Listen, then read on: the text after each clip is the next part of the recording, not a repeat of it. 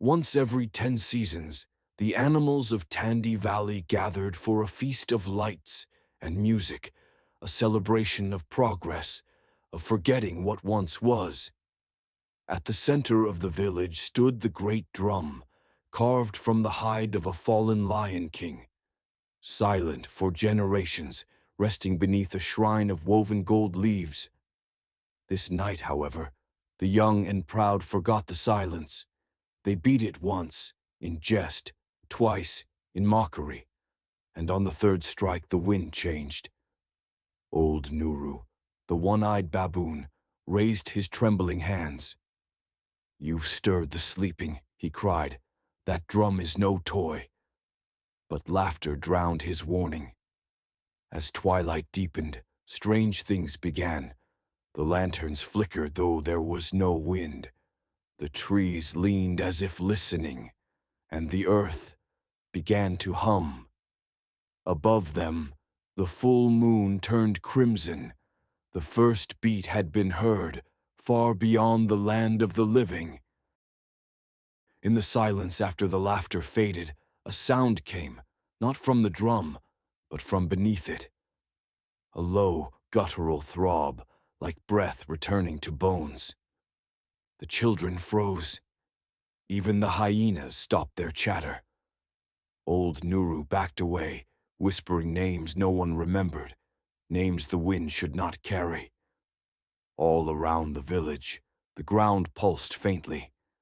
Shadows moved without light.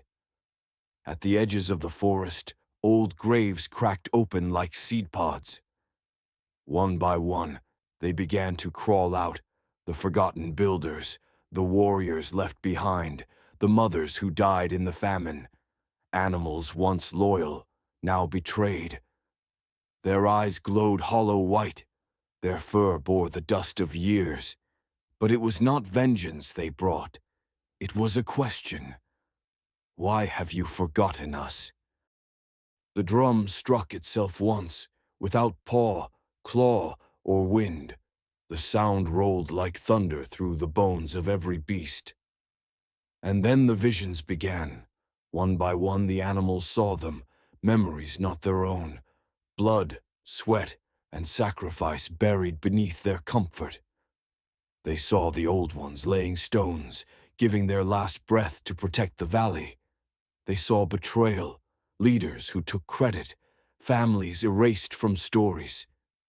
The drum cried out again, this time louder, a howl woven from truth, pain, and demand.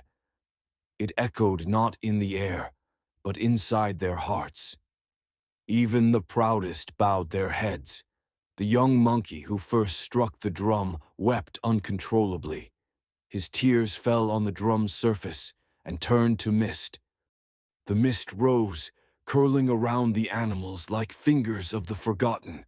From it, a voice came, one voice made of thousands. You feast on fruit from trees you did not plant. You drink from streams we bled to protect, yet you do not speak our names. The spirits began to fade, but not in peace.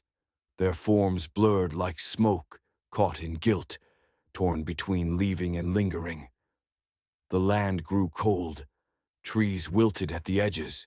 The sky darkened like dusk at noon. It was not death they brought. It was forgetting. Then the oldest spirit stepped forward. A great lioness with milky eyes and a broken crown of feathers. Tell our stories, or your stories will end before they are told. As the lioness faded into the mist, the animals looked at each other, silence speaking louder than words. Was it too late to honor what had been lost? But the young monkey stepped forward again, this time not with fear, but with understanding. He touched the drum, this time with respect, with purpose. One by one the animals followed. The elders began to speak the names, remembering those forgotten. The young added their own voices, a chorus of stories long buried. The ground began to pulse again, but this time with warmth. Flowers bloomed where none had grown for seasons. The trees regained their color, the air thick with life. The sky cleared, the stars returned, the ancestors' spirits faded, content, their names spoken, their stories remembered. And in the heart of the village, where once the drum had called the dead, now it beat for life. The drum, no longer a symbol of haunting, became the heartbeat of a community renewed,